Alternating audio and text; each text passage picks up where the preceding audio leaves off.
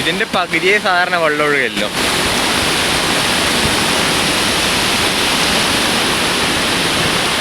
ഇത് മാമന്റെ വീട്.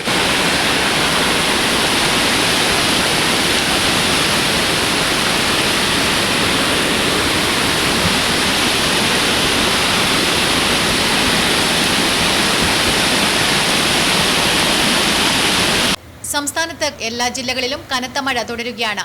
വടക്കൻ കേരളത്തിലും മഴയിൽ വൻ നാശനഷ്ടങ്ങളാണ് ഉണ്ടായിരിക്കുന്നത്. കർണാടക വനത്തിൽ ഉരുൾപൊട്ടി മലയോര മേഖലയായ ചെറുപുഴ ഉൾപ്പെടെയുള്ള ടൗണുകളും ജാഗ്രതയിലാണുള്ളത്.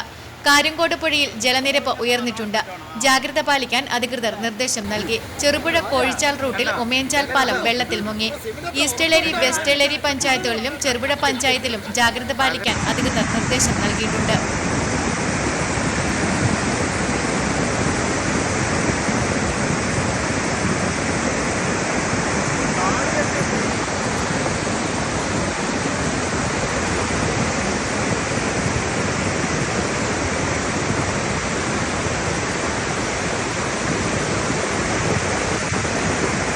കർണാടക വനമേഖലയോട് ചേർന്ന ഭാഗത്ത് ഉരുൾപൊട്ടലുണ്ടായതിന്റെ പശ്ചാത്തലത്തിൽ പുഴയിലെ ജലനിരപ്പ് അപകടകരമാം വിധം വർദ്ധിച്ചിട്ടുണ്ട്.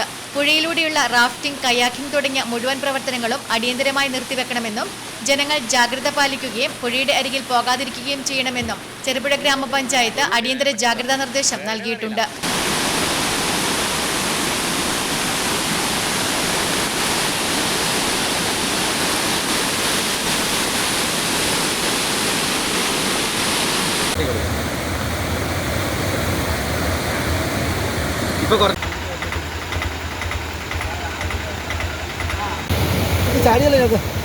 തള്ളിയിട